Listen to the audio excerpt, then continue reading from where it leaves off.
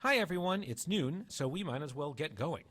I'm David Glazer, and in a moment I'm going to be talking about healthcare pricing, establishing fees, discounts, charging interest, and other stuff. Just a couple of quick announcements. First, we do read the surveys people send in, and the two biggest complaints people have are, one, we'd love to get a copy of the slides. You should have a copy of the slides. Every morning of the webinar, the slides are sent out. So you should have an email with the slides in it. If you don't, try checking your spam filter. If you still don't, feel free to shoot me an email because we'd like to try to problem solve this and make it work, but you should have the slides with you right now. Second big issue is sound, and that one unfortunately is normally outside of our control. If the internet slows down, so do I. I talk quickly, so I guess that part doesn't change, but I'll break up. If it chops up, please use the dial-in number that Chad is putting out in the box. We prefer if you don't have to use that, you don't, because we pay for those, but if you need it, you need it. So those are the two procedural announcements. Upcoming webinars. We've got some really interesting ones coming up. The March webinar, we're accelerating by a week because of the topic. We're going to talk about the Comprehensive Joint Replacement, or CJR program. If you've never heard of this, you're going to care about it. It's a method that CMS is going to use to pay hospitals that do joint replacement in 67 metropolitan statistical areas. If you're in one of these, you really care because it takes effect April 1st. And basically it bundles payments for the 90-day period from an admission for the joint replacement through the 90 days afterwards. So everything, physicians, skilled nursing facilities, physical therapy, stuff that seems totally unrelated like chemical dependency, drug treatment, mental health, all basically bundled, and the hospital is responsible for the total cost and is going to get an extra payment or pay a penalty based on those costs. If you don't know what I'm talking about, you'll want to sign up on March 2nd. In April, we're going to talk about provider-based issues. This is really an advanced provider-based episode. There are a couple of things going on right now about space sharing and also under arrangements where CMS is taking positions that are going to be a big deal for anyone who is provider-based. So that will be April 13th. And then May 11th, I think Ryan Johnson is going to be talking about digital health. That is not the health of your fingers. That one could still change, but it looks like May will be digital health. All right. Enough lead in. Let's dive into this. This is really going to be a question and answer type session. Feel free to send questions. A couple of clients have already fired off a few. Shoot questions. We like to answer them. I will offer this thing to start. I sometimes get careless and forget to mention whether I'm talking about Medicare, state law, or something else. I will try to be really careful on that. But in this area, it's really important to remember that you've got to have there might be state law issues, so answering questions can be kind of tough, and that Medicare, Medicaid, private contracts, and people who don't have any insurance are all a little different. And really, that's going to kind of be one of the cores here. So those of you who know me know I'm a storm chaser. And I took this picture a few years ago in a place called Foster, Wisconsin. And my main reaction was, holy cow, look at the gas prices. And pricing is a big deal. Sometimes pricing can be such a big deal that it subsumes other seemingly big storms on the horizon. The psychology of pricing is interesting. Sometimes we want what's cheap, but as you can see from Don's discount shark cages, and God, I love Gary Larson. Buy Gary Larson's books. Sometimes cheap isn't so good. Pricing is the source of a huge chunk of questions here because it's just confusing. Before we get into the Medicare rules, I think it's helpful to think on a global scale. So how does pricing work in the world normally? So most of the time when you buy a good or a service, you've agreed on the terms. One way or another, whether you're buying something in a store and there's a price tag on it, or you have worked out an agreement, you're buying a house and you've negotiated a price. That's the normal way we buy stuff. Healthcare is weird because we use implied contracts much more. It's increasingly common for people to ask about pricing, but still somewhat rare. They might come in and get care and no one has talked about price. Then they get a bill and they're mad. So implied contracts are not the norm in the world. And if you get into a legal dispute, what a judge will do is they'll say, hey, what was reasonable? And they will impose whatever they deem to be reasonable on the parties. So one way to solve that is to be explicit up front and reach an agreement. Now, insurers can come in and say we are paid, so they can contract with you, first of all, but if they don't contract with you, they can come in and say, this wasn't reasonable. But you will sometimes see people come in and say, oh, we will only pay up to the 80th percentile, and sorry, you're above the 80th percentile, we're not paying it. One of the very first cases I ever litigated was just like that. It turned out the insurance company in that case, it was a radiology case, was comparing my client's global bill for the professional and technical component to the technical only data that they had. So it turns out their data was just junk. But the principle they were going with is we won't pay more than the 80th percentile. And the judge said that that doesn't work either. An insurer can't arbitrarily set a price ceiling. It has to be something that's reasonable. And percentiles confuse people, but remember, if someone's at the 80th percentile, that means 20% of the industry charges more. So it's hard to argue that 20% of the people are unreasonable, although I have to say, after watching some of the political stuff lately, I might be guilty of sometimes falling into that bucket. It's often helpful to think about how hamburger charges would work in a restaurant. If you walk into a fancy restaurant, you cannot order a hamburger and say, here's $2 and that's all I'm going to pay, just because McDonald's will charge $2 for a hamburger. Reasonable depends on the totality, the circumstances, where you're getting it, and everything else. So in this last point about data I drove home, I often see data really loused up in this area, whether it's yours or someone else's. So if someone says that you're not at the 80th percentile, push them. I don't think we should be proud of how we price in healthcare. I think it confuses people. It confuses people.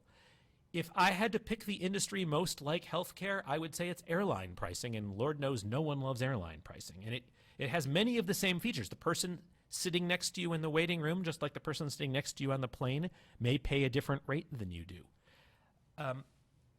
So I personally would love to change things, and one of the things I would like to change is I hate contracts that pay a low percentage of billed charges. I think that is the source of maybe 30% of what we're going to talk about today, are problems created by a charge that's $100 when most people are going to pay $60. We don't see contracts much from payers anymore. Those contracts really matter, and I want to ask you guys to read them. Whether you have us read them for you or not is up to you. I understand that it can be expensive to do that and why you might choose not to have contracts reviewed. But someone's got to review it. Either you do or someone else, because those contracts often answer the questions we're going to talk about here. And people sometimes discover those answers and don't like them. You know, it may be that you can't open the new surgery center because the contract won't allow it, or you can't charge more than X. So let's dive into the questions. Can I have different prices for different patients?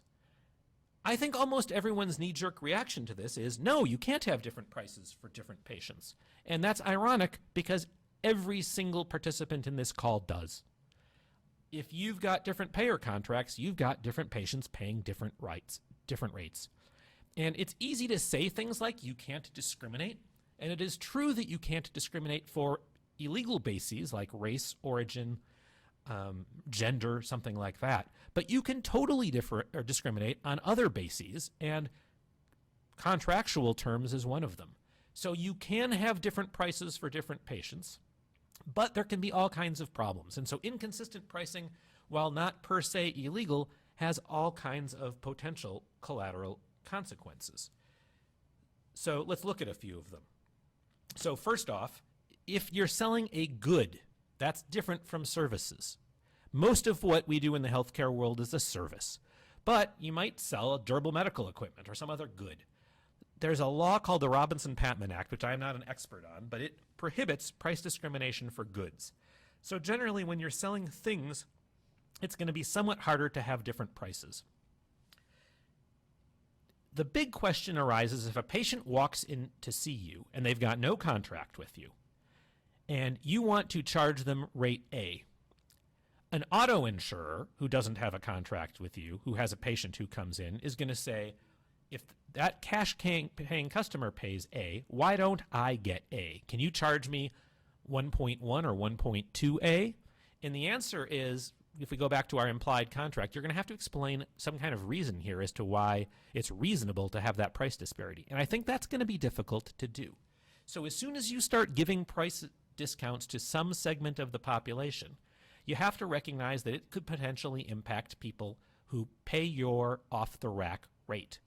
And so when people say, can I give a discount to this uninsured person, the answer is, yeah, you can, but you might have to give the same discount to Allstate. Now, people will come up with all kinds of reasons why the discount is reasonable. They will say, we're not billing. So generally, we have to prepare a bill. And if the cash-paying customer comes in, we don't have to prepare a bill. So really, that makes sense to give them a discount. And that sounds persuasive until you read your Blue Cross Blue Shield contract that says you can't charge for billing. So you have to think about what some of the justifications are. We'll talk about some of the other ones. The time basis of money. Oh, well, this guy pays us right up front.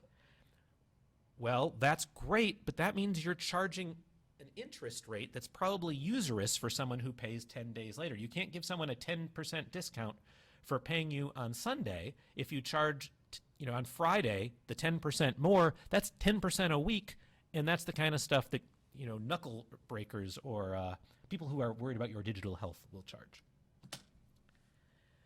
Can our group have different rates for different physicians? First got asked this question a few years ago, and it stumped me, and I now have come to the point where I believe that the answer is you can. The question is what it means. And one of the things I can't figure out is often we'll see talk of a usual and customary charge, a UNC.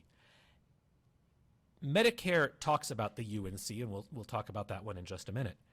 It is unclear whether that is done on a by code basis, a by entity basis, or by practitioner basis. When you bill as a group, I kind of assume it's based on a code basis. Honestly, I don't have a lot to back that up. So can you have different rates for different physicians? And this is in particular talking even within the question was within the same specialty. I've got a new doctor and I want to have this new doctor. She's going to charge less than this other doctor because the other doctor's got a full practice. Can I do that? And the answer is I think you can.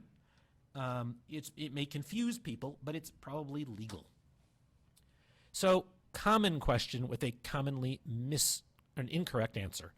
I have to give Medicare my lowest rate, right? And I think that comes from the belief that government payers always get the lowest price. For Medicare, that is wrong. Medicare pays you the lower of one of three things.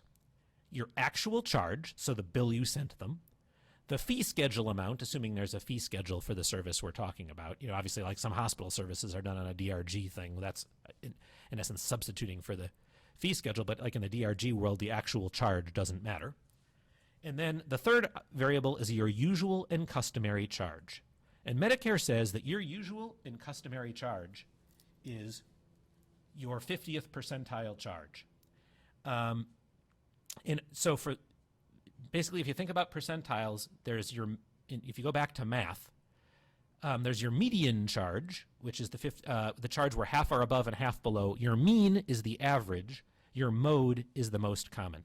So line all of your charges up. If you charge one guy $10, one guy $11, one guy $15, one $20, and one $100, 15 is the midpoint of that array. Even though there's 100 would pull your average way up, but the one where half are above and half below is 15. That's your median charge, and that's what Medicare will pay you if it's lower than your actual charge. So the bottom line, you can give discounts to Medicare to people other than Medicare as long as half of your people are paying what Medicare pays or more.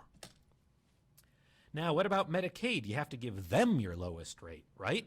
Well, this one's harder, and this is the curse. I think we've got close to 40 states represented today, and so we can't go through 40 states worth of law.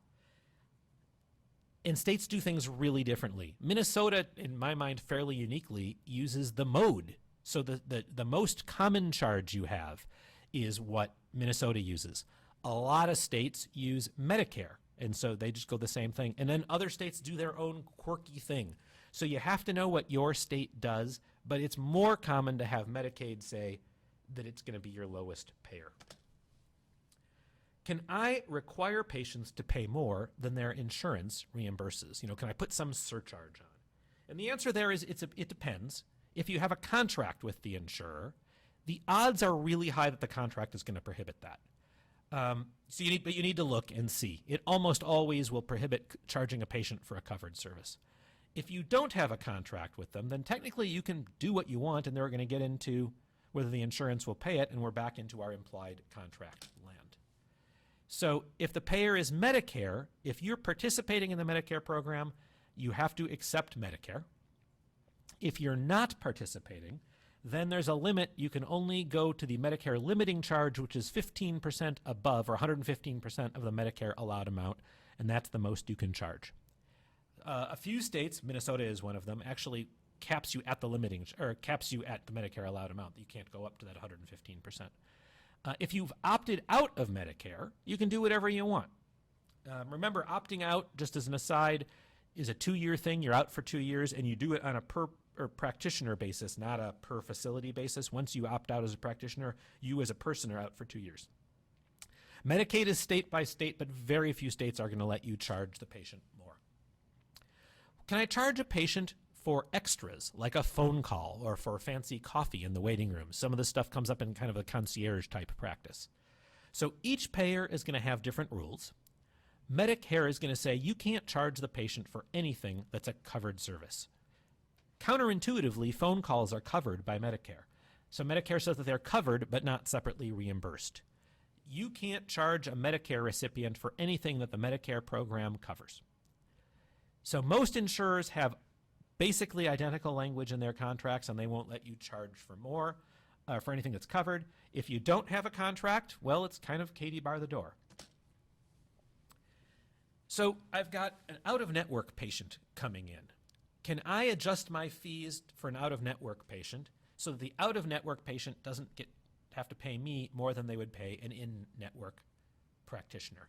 This is an extremely controversial issue. My analysis on this has changed a little over time.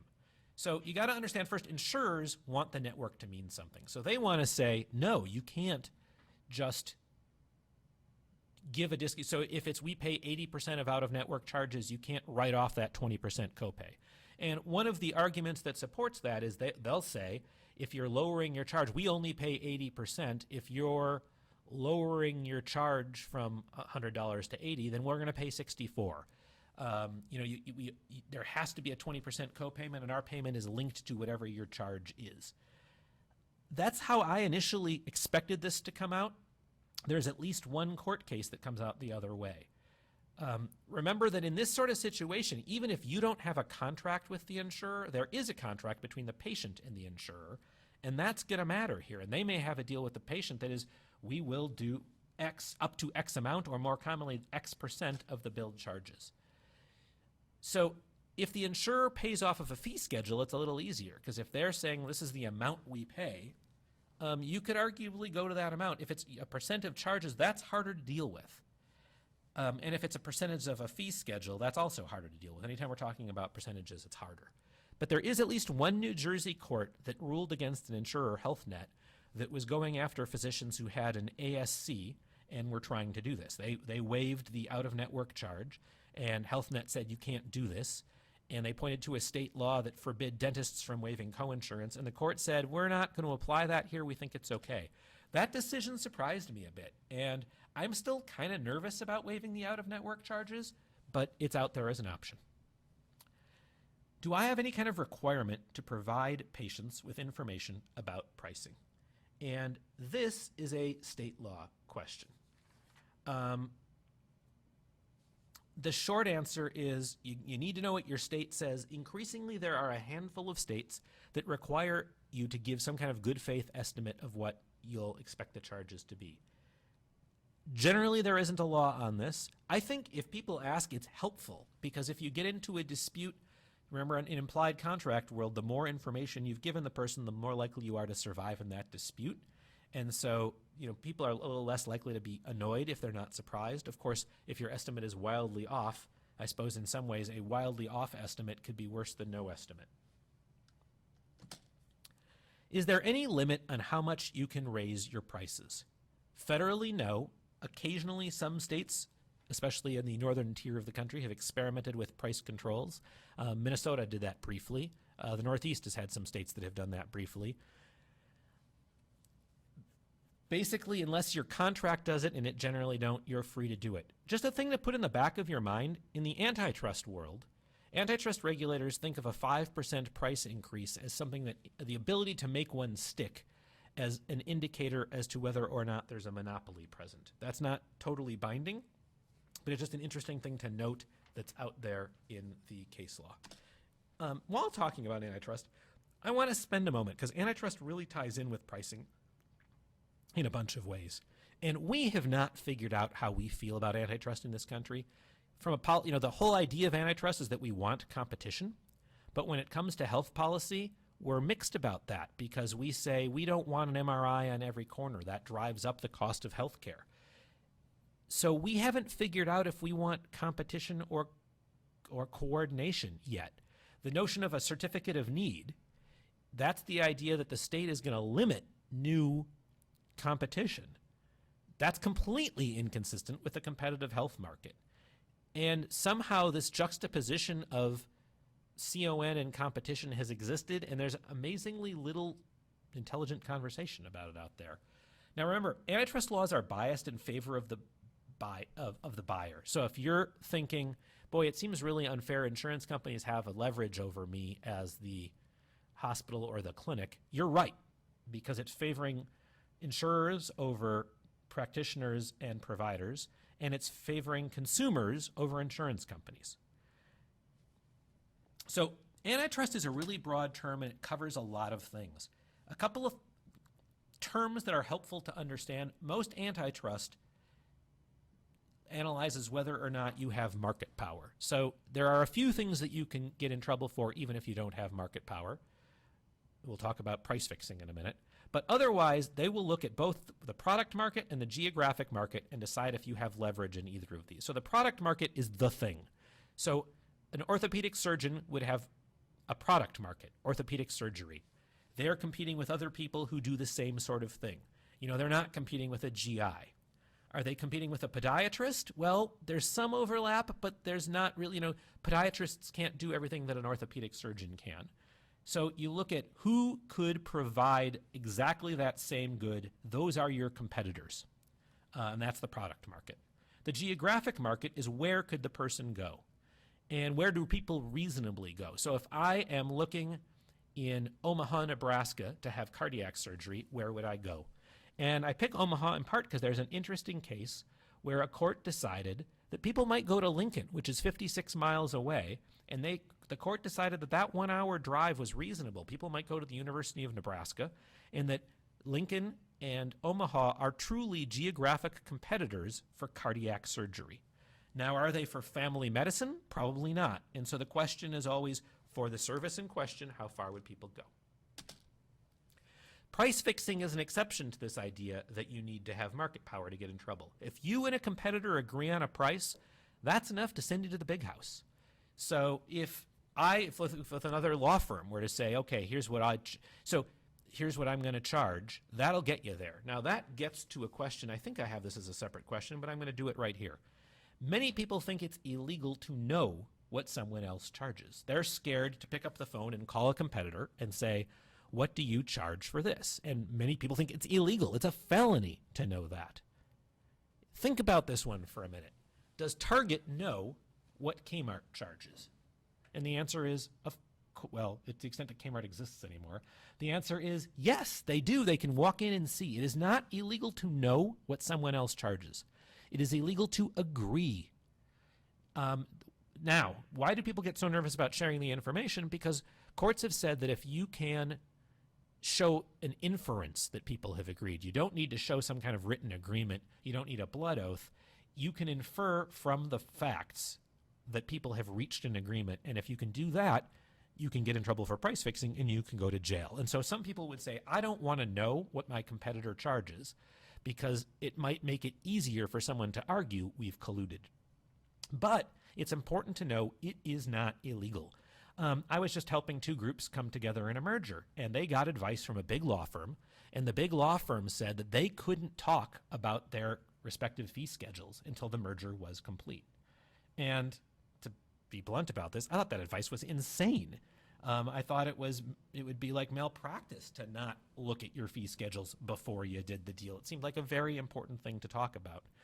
And so I mention this because different people will have different approaches to this, and I did not understand that law firm's advice on that point. A boycott also can get you in trouble. So if two groups say, we'll agree not to sign the Blue Cross Blue Shield contract, that's enough by itself, once again, to send you to the big house. So quit taking insurance, pass it on, looks good, but is not something you really want to do in quite that way. Monopolization, I think everyone who's played the game, it's one party controlling the market enough to fix prices. Here's a big, big point. In the healthcare world, there are, our audience here is primarily physicians and hospitals. And you guys are in different worlds. Hospitals can have monopolies fairly easily because it's expensive and difficult to set up a hospital. And there are definitely cases in the healthcare world right now where the government has picked on a hospital for having a monopoly. For physicians who are listening to this, if you're thinking about getting together with another group and you're worried that you'll then have a monopoly, I would tell you to worry a lot less. The risk isn't zero. It's not like you get a free pass. But the fact that the barriers to entering the physician market are pretty low means that it's very difficult for the government or a private party to attack a physician group as having a monopoly. It's not impossible, but it's very difficult. And so if you're a physician group thinking about joining another physician group and you're worried, I would tell you that you might be willing to give that a whirl. Hospitals, different ballgame. Okay, another antitrust problem that can get you into trouble is what's called a tying arrangement. That's where one party says, in order to get this thing we sell, you have to buy this other thing we sell. The classic case we all read in law school involved toothbrushes and toothpaste. And Colgate saying, in order to get our toothpaste, you have to get this toothbrush that comes along. In the healthcare context, where it came up was anesthesia. And in order to get a hospital service here, you have to have our employed anesthesiologists. In the healthcare context, the court said that that wasn't a tie and that that was okay. But you have to, when you link two things together, that's something you just sort of need to think about in the antitrust context. So big picture, if you're not agreeing with someone, generally you can't get in trouble. In the airline world is a good illustration of this. If Delta increases their fares by $6, as they did a couple of weeks ago, everyone follows suit. That's not illegal. It's called conscious parallelism. If the two CEOs talk about it, that's when it becomes illegal. So what makes antitrust matter?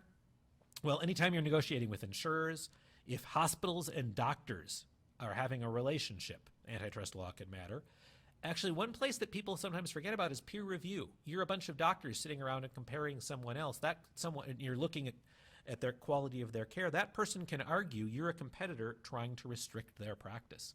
There is a federal law that gives some protection there if you set up a process in compliance with that federal law designed to protect you. But whenever you have a medical staff fight, one potential claim out of that is that economic competitors are trying to restrain trade. As an aside, one reason why if you're reviewing a doctor, it can be really useful to have that review done by someone outside of your area, making them someone who is not an economic competitor with the physician who is subject to review.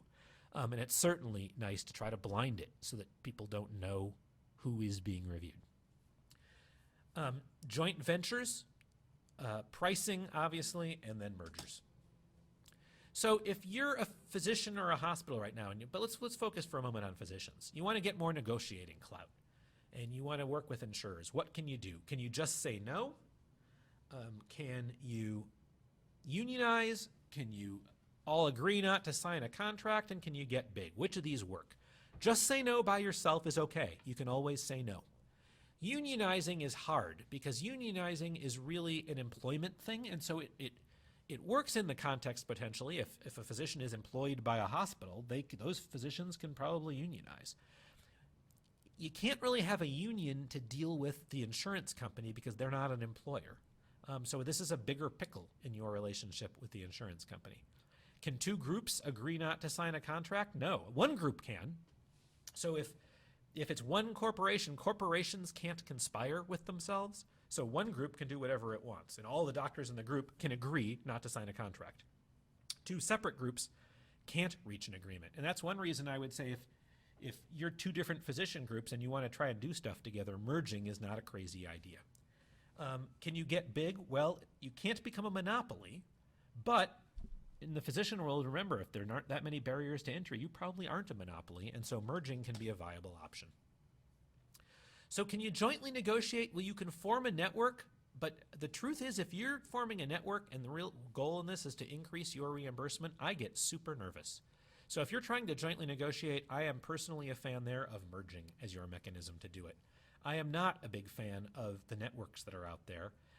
Networks that are designed primarily to have sort of one-stop shopping or that aren't competitive. So you'll see some national type things where maybe all the orthopedic groups in different states are getting together. And so Arizona and Texas and New Mexico form together to have one big thing. Those groups aren't really competitors, and so it's probably okay. Although note that with medical tourism, there is some risk. I was working with groups, groups in Alaska who worry people fly to Seattle to get care, or Portland. So there is sort of this increasingly national approach to care. Can I give a prompt pay discount? It sounds so good. And in fact, on a consumer level, I love it. That's the I love my dentist. My dentist says if I pay cash on the day I get in, I get a 5% discount. Do I take advantage of that? Yes. Do I think it's fully legal? There's going to be a long silence here, and that silence is not caused by the bad internet connection. It's because I hate answering this question. It's perilous to give a prompt pay discount. And the peril comes from kind of what we talked about. It's the usurious interest thing. If you say that paying tomorrow or paying today gets you a 5% discount, paying tomorrow charges you 5% of interest. And also there's the billing fee. So I think it's really hard to legally give prompt pay discounts. When I was a young pup lawyer 20 years ago, there were lawyers who were writing demand letters saying that you were violating like the Truth in Lending Act, and that allows the recovery of lawyers' fees. I haven't seen that stuff as much. And so I suppose one thing you can do is you can offer it and see if anyone squeaks. But if you were to say, David, can you promise me I won't get in trouble for this? I would say, unfortunately, I cannot. I've got a person I'm worried about paying. Can I collect my fees up front? Well, generally nothing is going to prohibit it. I suppose a contract could, but I've never seen a contract that does. That is, if your fee, you're talking about the patient liability. If you are talking about having the patient pay everything and then refunding to them after the insurer pays, that will get you in trouble under a lot of insurance contracts.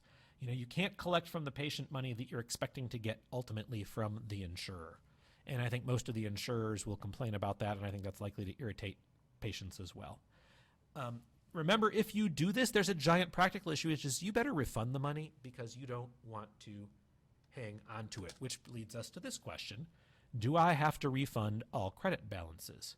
So in the majority of states, the legal answer is yes, and in many cases, it's down to the penny, where they would say you either have to refund it to the patient or it is cheats to the state. Now, I am personally a fan of a different approach, which I like the WWYW partially because it just looks so cool on the screen with the W's and the Y's next to each other. So in the answer is, what would you want? I think if you treat people the way you would want to be treated, you're not that likely to get in trouble. And what I mean by that is, if you bill a patient when they owe you 18 cents, and I once got a bill, our son went in for an x-ray, and I got a bill for 18 cents. Yes, the cost of the stamp for sending out that claim was higher than the bill. If you're going to bill your patients 18 cents and you owe them $20 and you say we're just going to absorb that, that's not going to play well in Peoria or any place else. So as long as your billing and refund policies are consistent, I think people aren't going to get insanely mad at you, but you need to know that there might be state laws that say you have to refund all money. And remember, some insurers expect you to collect all copayments, even if they're de minimis. But I'm okay, not in a legal sense, but in a practical sense, if someone says, we're not going to bill someone who owes us $5 and we're not going to refund amounts less than $5. But I talked to a pediatrician's office who said, yeah, we don't refund any credit balance under $50. Yeah, that's going to irritate people. Can I charge patients who no-show? This totally depends on who your payer is. Private payers, it's all going to be in the contract. Medicare, the answer here is kind of shocking to a lot of people. And the answer is you can, as long as you don't discriminate. So you can't charge only Medicare patients who fail to show up. And the reasoning is there is a Medicare Learning Matters bulletin, and I should have stuck the number in here, and I forget it off the top of my head, that says you can, but I think it's coming up at the end. So you can charge for a missed business opportunity. And so a patient who doesn't come up prevents you from seeing someone you could have put in the slot, so Medicare says it's okay.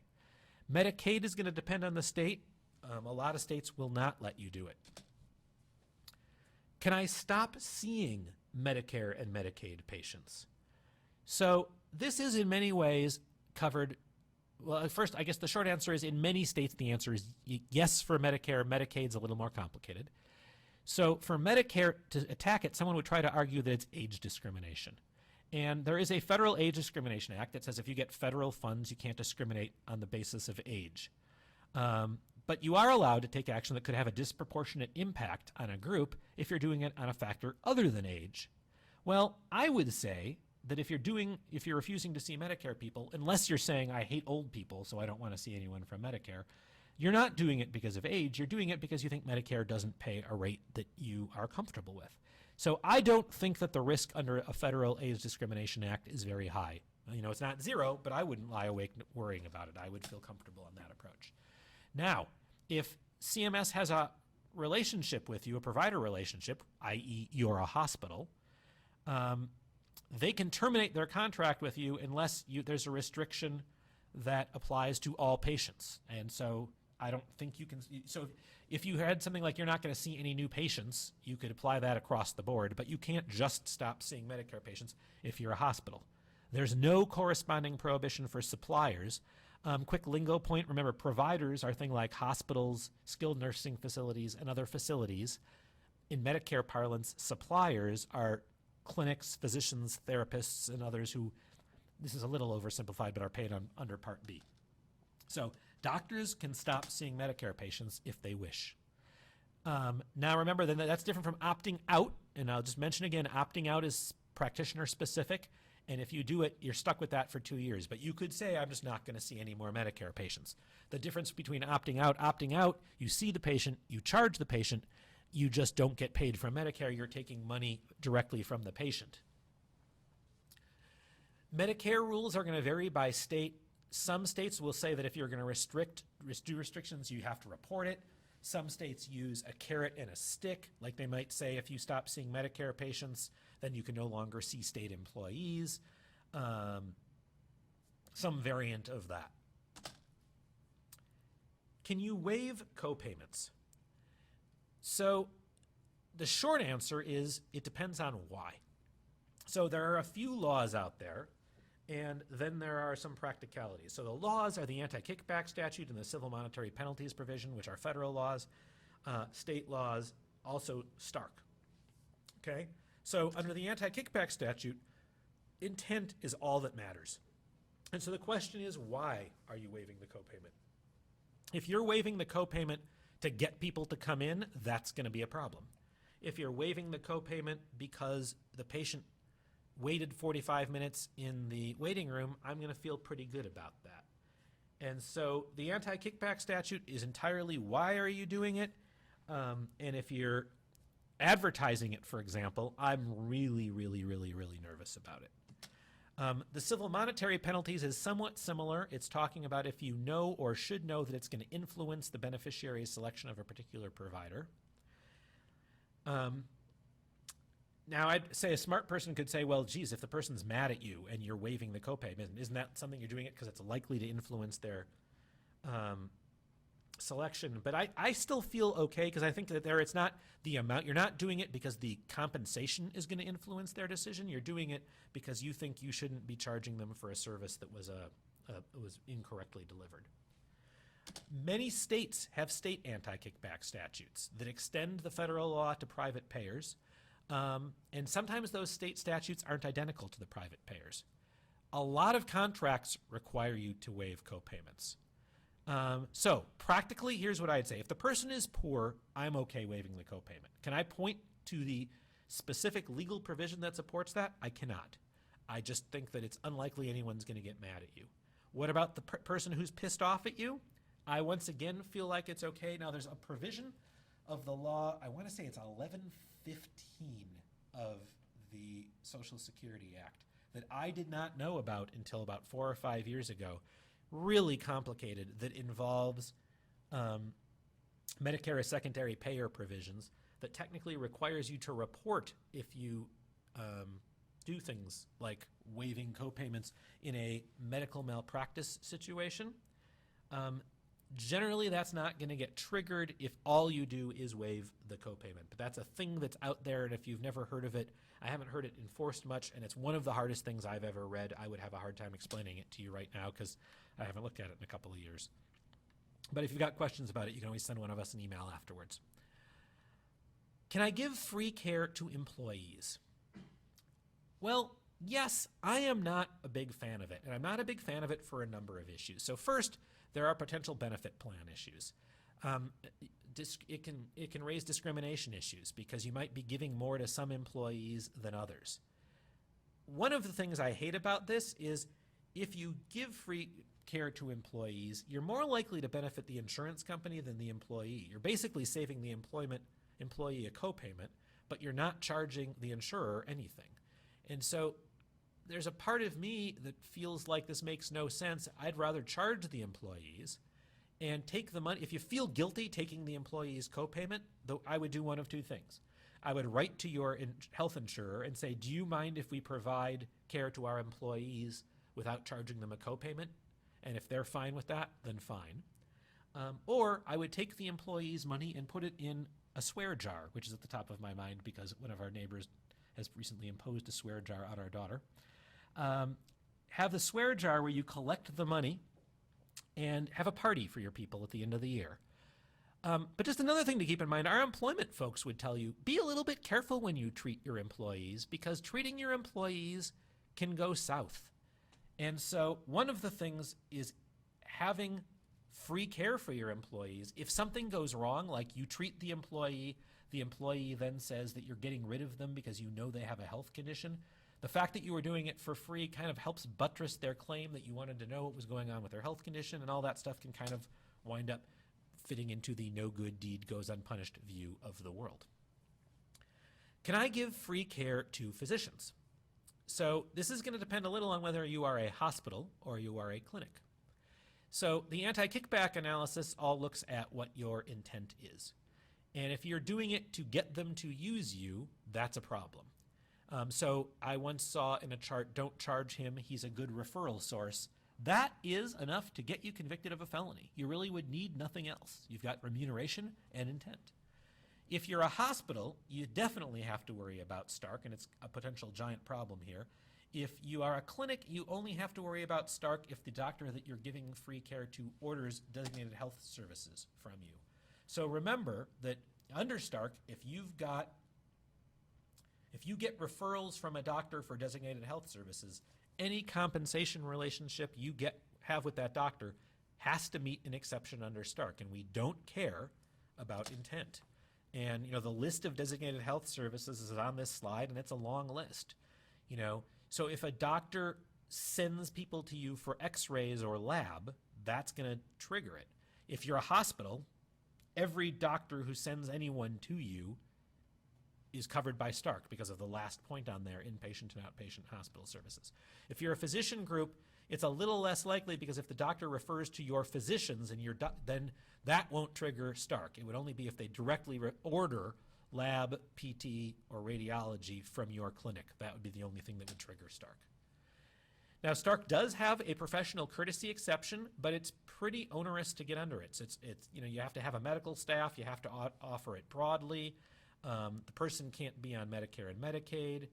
But it's possible to meet that, and you can, in theory, then give totally free care to doctors.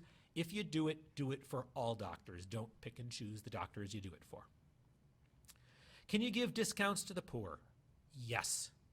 Well, this is one of the weird ones. There was some litigation a few years ago where the American Hospital Association argued that it was illegal to give discounts to the poor. I do not understand why they were arguing that. It was part of the congressional investigation into charity care. And they said hospitals didn't give discounts to the poor because they were afraid it violated the anti-kickback statute. And if you think about this one for a second, you will say, wait a minute, the poor aren't generally covered by at least Medicare. They suppose they could be by Medicaid. But you can give discounts to the poor, and I just have no anxiety about that. I don't think this is a complicated legal issue. Do we have to provide charity care? And if so, how much? This is a place where there's a giant distinction between may and must. You do not generally have to provide charity care. Now, there's a little caveat there, which is if you're a hospital and you're tax exempt, or I suppose if you're a clinic and you're tax exempt, the federal tax exemption requirements mean that you have to be organized for an exempt purpose. And so then it depends on the question of what your exempt purpose is. Did you become organized as a charity? Or are you organized as a healthcare entity, which is one basis in which you can be set up? So if you're charitable, then you can include relief to the poor, but it also can be advancements of education and science. So basically, there is no explicit duty to provide charity care, with the other caveat in some states where you have tax exempt status for property taxes and things like that, there might be some state requirements. And there's certainly no specified percentage of revenue that has to be charitable. So generally you don't have to, but you can. And once again, pay attention to your state laws. Now,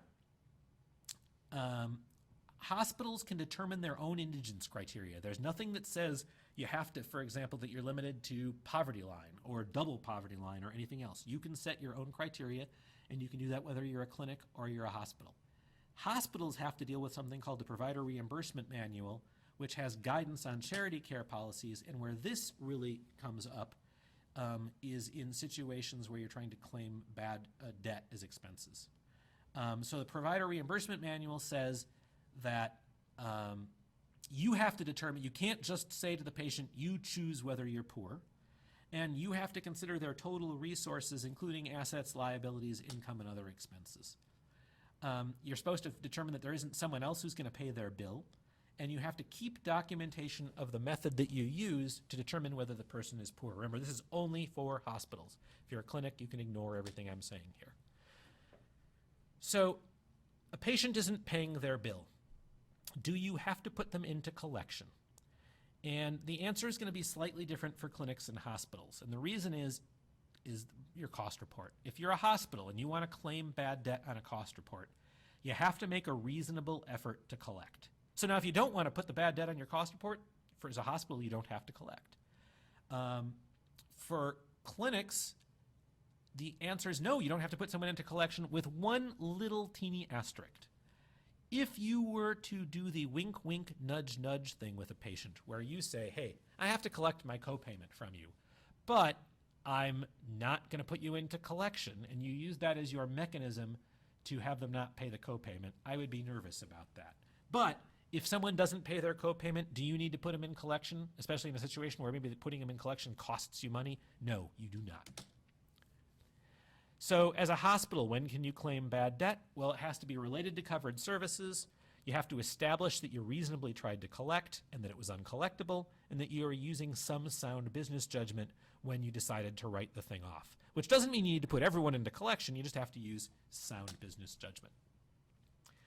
Can you charge interest on outstanding debt?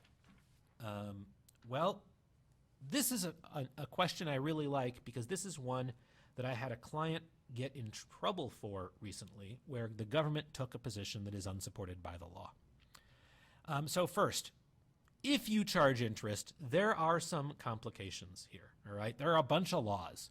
There's truth in lending, and it's kind of complicated. When you get your credit card statement and it has a whole bunch of writing on it, that's out of truth in lending.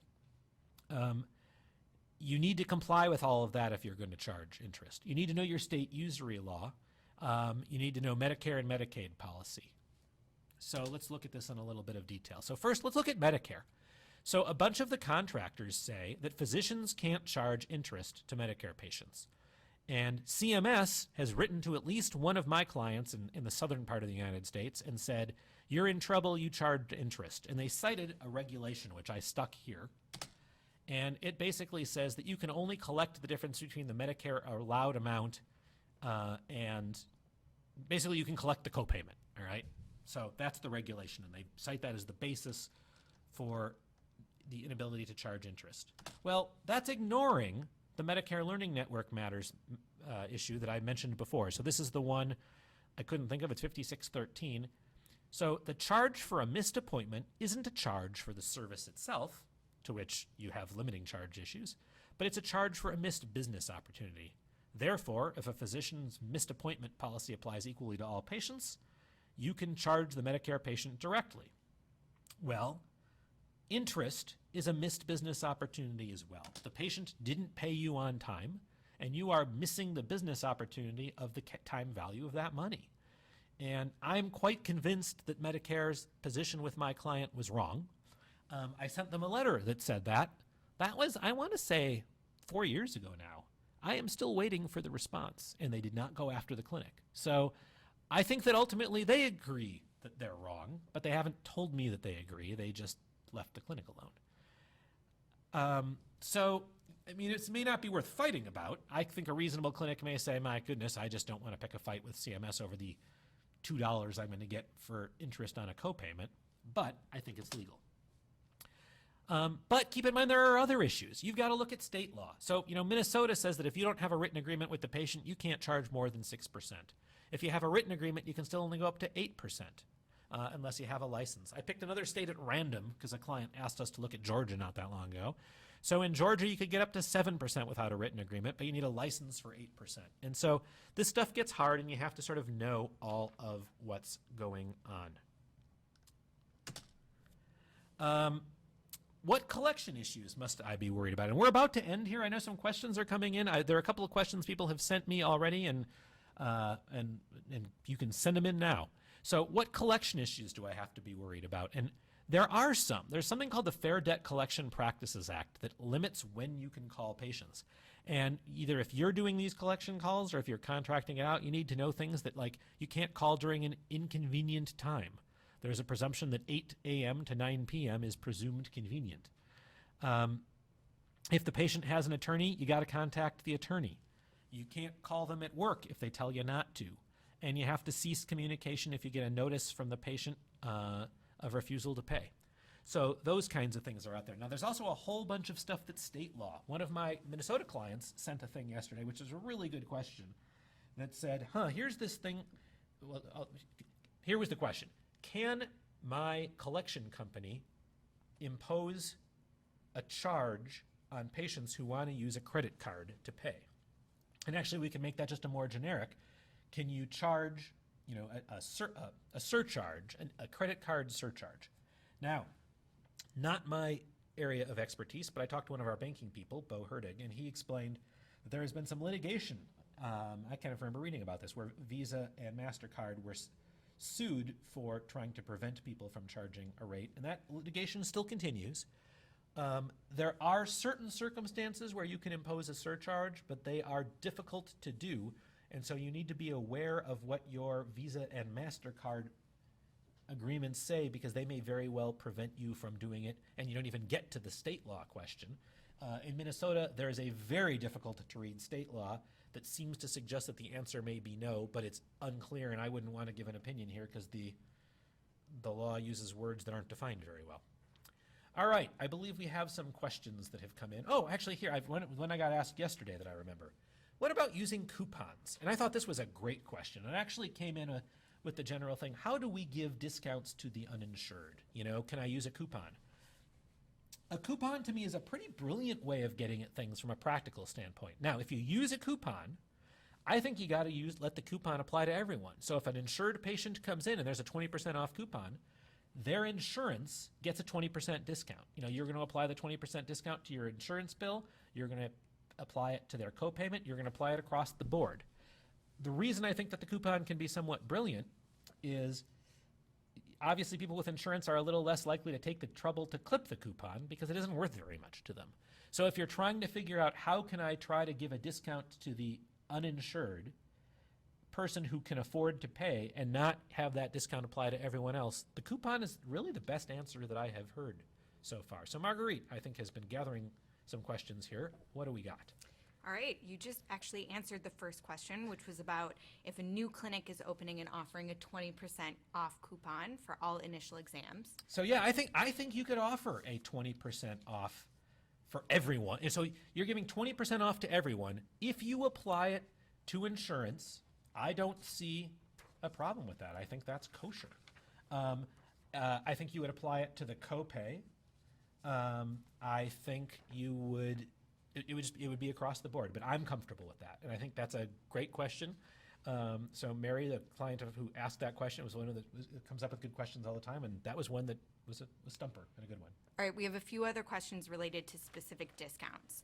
So if is it okay to give a discount for cash, check, money order when all of the other patients are paying using credit cards? So this is kind of the and no insurance contracts are involved. I guess this is sort of the inverse of that credit card charge question. And so I think the answer to that is you may very well be in violation of your credit card agreement. We're a little bit past my area of expertise. This is one I would tend to look to one of our colleagues in the banking group for. But I think if I had to give the quick answer based on conversation with them, I'd say it sounds like that's perilous. And mostly because of the credit card problem on it. Another discount-related question, how about for risk management purposes? And if they do they have to report that to Medicare? So this gets to the very complicated 1015 thing that I haven't looked at in a couple of years. And I think I came to the conclusion on that generally you don't have to report it to Medicare. I'll tell you my take. I think the risk of not offering the discount in a risk management situation outweighs the benefit, but put a couple of asterisks. First of all, in any risk management situation, you need to make sure that your malpractice insurer is on board with whatever you do. I mean, if you're self-insured, all is well. But if you have a malpractice insurer, if you were to write something off and sort of say, we're sorry about this, and your insurer thought that somehow that constituted admission, they could try to use that against you and limit their liability. So you don't want to do that unless your insurer is on board. Now that said, all the insurers I know of would say, don't piss people off. If you can get out of something with a write-off, do it. That section 1115 is a Medicare secondary payer provision, and there is some guidance there where Medicare tries to take the position that basically if you provide free care on an ongoing basis because of a malpractice claim, that you have converted yourself into a secondary payer. It's really convoluted, and I would say simply writing off a copay isn't going to get you there. But if you agree to provide care on an ongoing basis for free because of malpractice, that's more complicated and can trigger that complicated provision.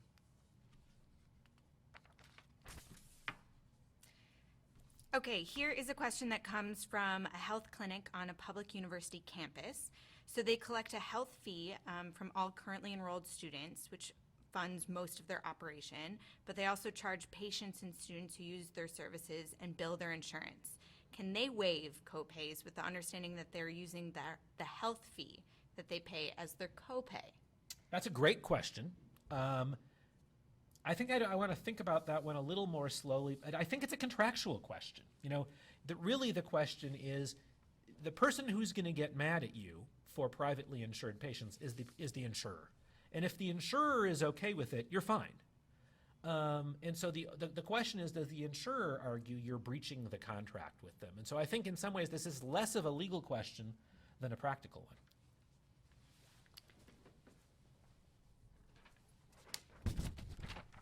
All right, so this question relates to the Robinson-Patman Act that you were talking about at the very beginning. Are investigational devices considered goods? Well, that's a great question. I would say they're good, and Robinson-Patman is complicated, and in a way I almost shouldn't have brought it up. Most investigational devices are probably going to be covered under a DRG, and so a lot of what we're talking about isn't going to matter here. And if you have good reasons for price disparities with goods, you can still do it. So I think that that's a hard question to answer generically, but I would say that's one where I bet you can get to where you want to go, but you probably need to talk about it a little more. All right, the next question is about what is considered a not covered service. So Medicare, with limited exceptions, does not pay for a lot of telemedicine services. Is it clear that these services are then not covered so that the patient can choose to pay out of pocket for a telemedicine visit? Or, like telephone calls, are those not paid for but are covered? Yeah, that's a great question that I don't know the answer to.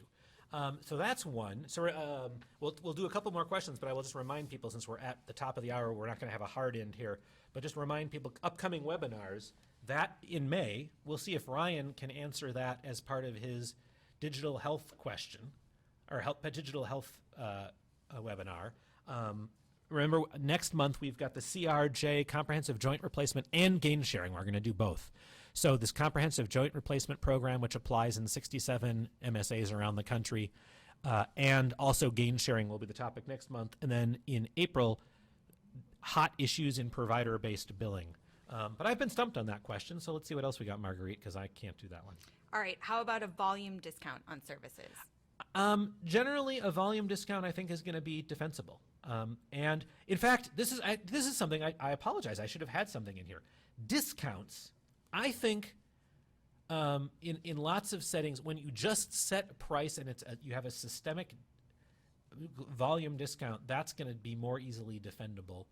And actually, I was for a minute moving into we didn't really cover medical devices in the world like that. When you're buying stuff and getting discount, just kind of a discount, that's generally pretty low risk. Like, so I didn't really cover in here situations of hospitals and clinics buying things from device companies.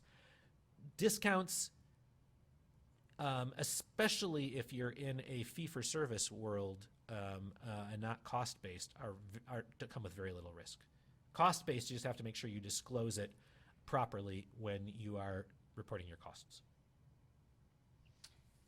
All right, can you choose to not bill upgrade charges or those amounts to payers and just deny the patient responsibility? I'm not sure if I'm completely tracking on that one.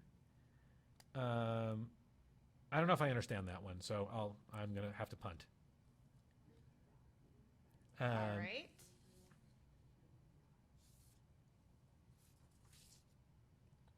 I think, let's see.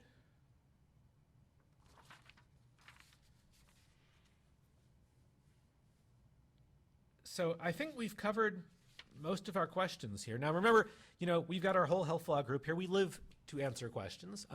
We can't answer all of them for free, unfortunately, but we like to answer questions, and you should feel free to send a question to anyone here at any point. And we thank you all for listening. I see one's coming in here right now, and I think that's more of an information for me. All right, so thank you guys so much for listening. We do read the evaluations carefully, so please fill them out.